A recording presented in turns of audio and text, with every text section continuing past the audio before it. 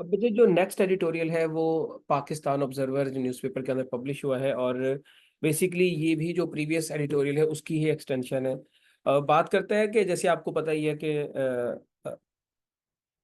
Supreme court के जो decision है रिजर्व सीट्स के ऊपर, जो पार्लियामेंट में रिजर्व सीट्स पीटीआई की थी, उसके ऊपर जो डिसीजन आया उसके बाद गवर्नमेंट ने फैसला किया कि वो पीटीआई के ऊपर बैन करेगी, पीटीआई को बैन करने जा रही है। अब आप ये सुने,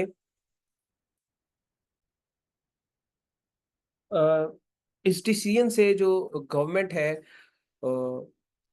वो तो किसी हद तक खुश है, लेकिन जो पीटीआई है वो इस फैसले को लेकर जो है वो काफ़ी ज़्यादा नाराज़ है और काफ़ी ज़्यादा जो है वो अनहैप्पी है, और उन्होंने फिर इसको इसको लेकर अपनी सोशल मीडिया पे एक पॉलिटिकल कैंपेन भी जो है वो चलाई चलाई हुई है। अब इस पॉलिटिकल इंस्टेबिलिटी की इम्पोर्टेंस हम पिछले पैराग्राफ में भी देख चुके थे कि पॉलिटिकल स्टेबिलिटी जो है वो किसी भी मुल्क की इकोनॉमी के लिए जो है वो बड़ी इंपॉर्टेंट होती है। यूनाइटेड नेशन की इकोनॉमिक सर्वे रिपोर्ट जो कि अप्रैल 2024 में पब्लिश हुई थी, उसके अकॉर्डिंगली पाकिस्तान के अंदर जो इकोनॉमिक प्रॉब्लम्स हैं उसकी सबसे बड़ी वजह पॉलिटिकल अनरेस्ट है। और पॉलिटिकल इंस्टेबिलिटी की वजह से बहुत सारे जो लोकल और इंटरनेशनल इन्वेस्टर्स हैं वो पाकिस्तान के अंदर आते हुए या इन्वेस्टमेंट करते हुए डरते हैं, जिसकी वजह से हमारी इकोनॉमी मजीद जो है वो डिक्लाइन का शिकार है। अब पॉलिटिकल स्टेबिलिटी इकोनॉमिक ग्रोथ की तरफ जाती है, हमें पता है इनके दरम्यान डायरेक्ट रिलेशनशिप है, और पॉलिटिकल इंस्टेबिलिटी जो है वो आपकी इकोनॉमी को डाउनफॉल की तरफ लेके जाती है, सोशल अनरेस्ट की तरफ लेके जाती है, पॉवर्टी और आपकी जो है वो और मसले मसाइल पैदा होते हैं। और ग्लोबल इकोनॉमिस्ट यही बिलीव करते हैं कि पाकिस्तान की इकोनॉमी तब तक ठीक नहीं हो सकती जब तक पाकिस्तान के अंदर पॉलिटिकल स्टेबिलिटी नहीं आएगी, क्योंकि पॉलिटिकल इंस्टेबिलिटी में हर गवर्नमेंट का टेन्योर जो होता है वो बड़ा ही अनसर्टेन होता है, तो उस अनसर्टेनिटी की वजह से जो पॉलिसीज बनती हैं वो भी जो है वो लेस इफेक्टिव होती हैं, शॉर्ट टर्म होती हैं, जिनका कोई ज़्यादा लंबा फायदा नहीं होता। अब आप जानते हैं पाकिस्तान के अंदर पॉलिटिकल पोलराइजेशन बहुत ज़्यादा है, तमाम पार्टीज जो है वो एक दूसरे के साथ कॉन्फ्लिक्ट में है, इवन पार्लियामेंट के अंदर जो है वो आपको वो डिवाइड, वो पोलराइजेशन वाजे तौर पे नज़र आती है।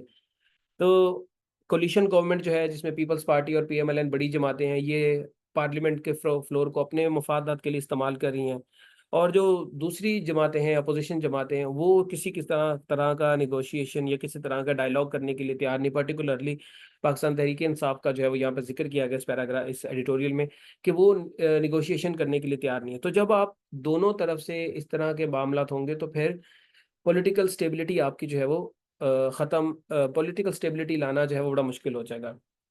तो ज़रूरत क्या है? ज़रूरत ये है कि पाकिस्तान के अंदर पॉलिटिकल रिकॉन्सिलिएशन होनी चाहिए, डायलॉग होना चाहिए, और जब ये डायलॉग होगा, कोई स्ट्रॉन्ग पॉलिटिकल अथॉरिटी जिसके ऊपर तमाम पार्टीज, तमाम स्टेक होल्डर जो है वो एग्री हों, या ऐसी एक हुकूमत पार्लियामेंट में आए जिसके ऊपर लोगों का भी एतमाद हो, पार्लियामेंट का भी एतमाद हो, और शफाफ इलेक्शंस के थ्रू आए, तो फिर ही पाकिस्तान के मामला जो है वो बेहतरी की तरफ जा सकते हैं।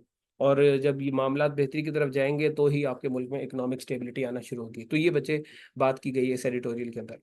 अब आपने बच्चे मुझे ये बताना है कि पाकिस्तान के अंदर पहले जनरल इलेक्शन कौन से साल में हुए थे, और किस साल के जनरल इलेक्शंस को पाकिस्तान की हिस्ट्री में शफाफ तरीन इंतखाबात जो है वो कंसिडर किया जाता है।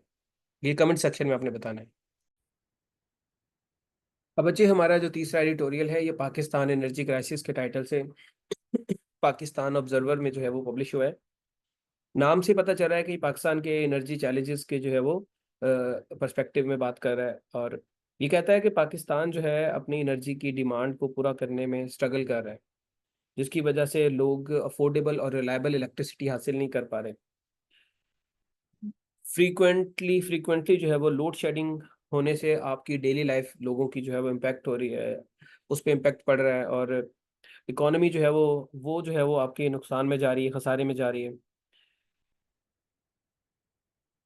बिजनेसेस जो हैं आपके वो फुल कैपेसिटी पे आपके ऑपरेट नहीं कर पाते, जिसकी वजह से आपकी प्रोडक्टिविटी और आपकी इनकम जो है वो कम होती है, और जब इनकम और प्रोडक्टिविटी कम होगी तो ऑब्वियसली आपकी इकोनॉमिक ग्रोथ भी स्लो होगी, और आपकी जो है वो इन्वेस्टमेंट आपके मुल्क में जो है वो कम से कम होगी। स्मॉल और मीडियम इंटरप्राइजेस जो है वो इससे ज़्यादा इफेक्ट हो रही हैं, क्योंकि वो अल्टरनेटिव सोर्स ऑफ एनर्जी जो है वो उसको अफोर्ड नहीं कर पाते, तो उनके लिए यही फिर एक सोर्स रिलायबल रह जाता है। और अगर यही लोड शेडिंग इसी जो है वो क्या कहते हैं फ्रीक्वेंसी से होती रहेगी, तो फिर वो बिजनेसेस जो है वो अच्छे खासे नुकसान में जाएंगे। अब गवर्नमेंट को इसके लिए क्या करना चाहिए? गवर्नमेंट को पावर प्लांट्स लगाने चाहिए। चाइना पाकिस्तान इकोनॉमिक कॉरिडोर के अंदर जो है वो बहुत सारे एनर्जी प्रोजेक्ट्स पे काम भी किया गया। कोल फायर्ड पावर प्लांट्स भी जो है वो लगाए गए हैं और लगाए जा रहे हैं। इसके अलावा गवर्नमेंट जो है वो रीन्यूएबल एनर्जी रिसोर्सेज पे फोकस कर सकती है, particularly solar energy, wind energy, ताकि अपने जो एनर्जी का एक एनर्जी के सोर्सेज हैं उनको मिक्स किया जाए, जिसे हम एनर्जी मिक्स बोलते हैं, ताकि आपका फॉसिल फ्यूल्स के ऊपर जो रिलाय है वो जो है थोड़ा सा कम हो सके। अब रीन्यूएबल एनर्जी आपको पता ही है, एक तो एनवायरनमेंट के लिए भी बहुत अच्छी है, और इसके अलावा पाकिस्तान के अंदर रीन्यूएबल एनर्जी में सोलर पावर का एक अच्छा पोटेंशियल है। थर डेजर्ट जो है वो उसके अंदर अच्छा खासा पोटेंशियल है सोलर पावर का, और पूरे पाकिस्तान में जो है वो बहुत ज़्यादा इसका एक पोटेंशियल हमें नज़र आता है। विंड एनर्जी, पाकिस्तान के कोस्टल रीजन्स, हमारी जो है वो कोस्टल पट्टी एक 1046 किलोमीटर लंबी है, और वहाँ उन कोस्टल एरियाज में जो है वो अच्छा खासा पोटेंशियल है विंड एनर्जी का। अब इस इन रीन्यूएबल एनर्जी रिसोर्सेज के ऊपर अगर हम इन्वेस्ट करते हैं तो इससे हमारे बहुत से मसाइल हल होते हैं। एक तो हमारा रिलायंस जो है वो ऑयल के ऊपर या थर्मल सोर्सेज के ऊपर कम होगा, फॉसिल फ्यूल्स के ऊपर कम होगा। सेकेंडली, हमारे मुल्क के अंदर क्लाइमेट चेंज से जो पैदा होने वाले मामलात हैं उनको, या क्लाइमेट चेंज को लड़ने के लिए या क्लाइमेट चेंज से लड़ने के लिए जो है वो हमें मदद मिल सकती है। मज़ीद ये कि नई जॉब्स होंगी, इकोनॉमिक ग्रोथ आने के चांसेस हैं। इन्वेस्टमेंट आपके मुल्क में जो है वो बढ़ेगी, particularly in renewable energy sector, और आपकी एनर्जी सिक्योरिटी भी जो है वो अ, उसको भी जो है वो क्या कहते हैं, एक तहफ़्फ़ुज़ मिलेगा। इसके अलावा गवर्नमेंट को पावर ग्रिड्स का इंफ्रास्ट्रक्चर चेंज करने की ज़रूरत है, उसको इम्प्रूव करने की ज़रूरत है, और इस बात को इंश्योर करने की ज़रूरत है कि पावर एफिशिएंटली जो है वो और रिलायबली लोगों तक पहुँचे, किसी किस्म के पावर लॉसेस जो है वो नहीं होने चाहिए। इसके अलावा गवर्नमेंट अवेयरनेस कैंपेन चला सकती है, लोगों को बताए कि जी पावर अवेयरनेस या एनर्जी कंजर्वेशन के जो है वो क्या फ़वाइद हैं, और एनर्जी एफिशिएंट अप्लायंसेस के बारे में इनको आगाही दें, और इसके अलावा लोगों को इंसेंटिव्स दें, सब्सिडीज़ दें, जिसकी वजह से जो है वो लोग इनकरेज्ड हों पावर या एनर्जी कंजर्वेशन की तरफ। तो यही वो तरीकाकार है जिससे जो है वो पाकिस्तान के एनर्जी क्राइसिस से लड़ा जा सकता है। अब बच्चे आपने कमेंट सेक्शन में बताना है कि पाकिस्तान के मौजूदा जो है वो एनर्जी क्राइसिस कितने हैं, मतलब कितने मेगावाट का जो है वो हमें क्राइसिस का सामना है। उसके बाद बच्चे जो नेक्स्ट एडिटोरियल है वो पॉपुलेशन कैलेमिटी के टाइटल से डॉन न्यूज़ में पब्लिश हुआ है, और नाम से ही पता चल रहा है आपको कि पॉपुलेशन एक्सप्लोजन के बारे में बात करेगा।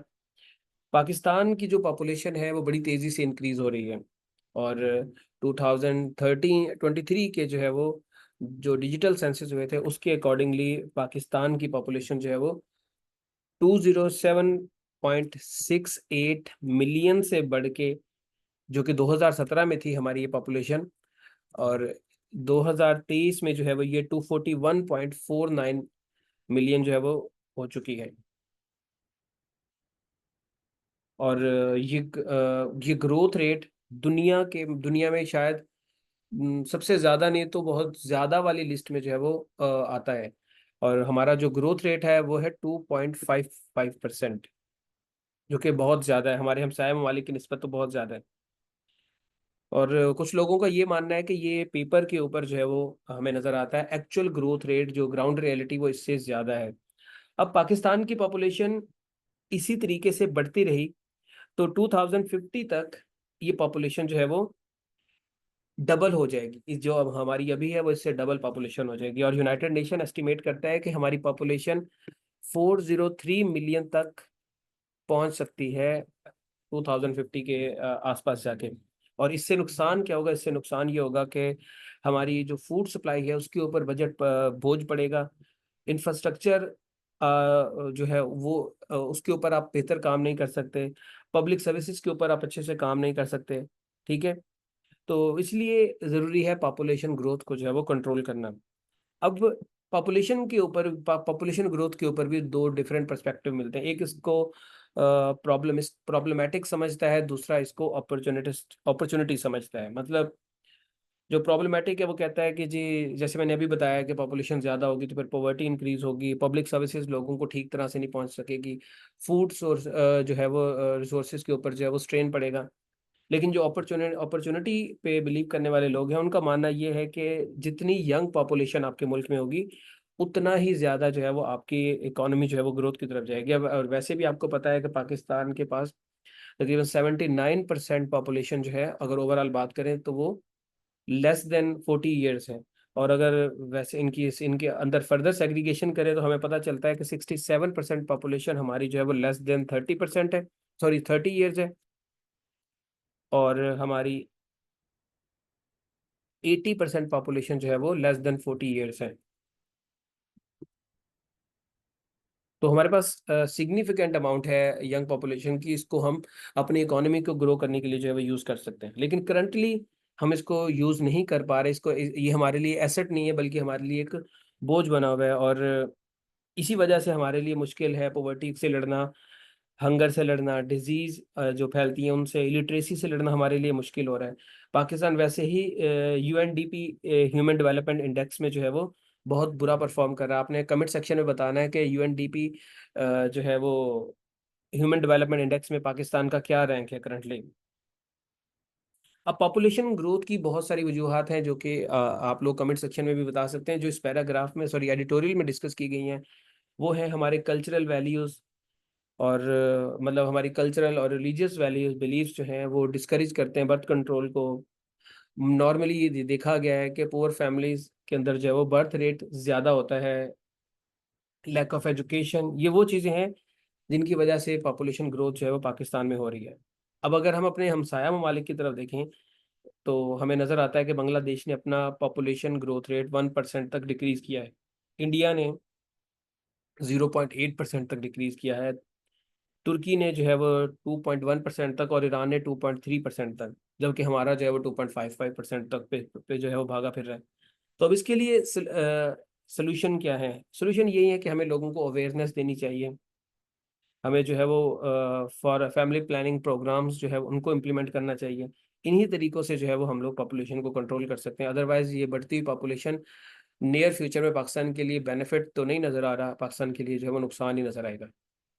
तो ये बच्चे सारे एडिटोरियल के अंदर बात की गई थी।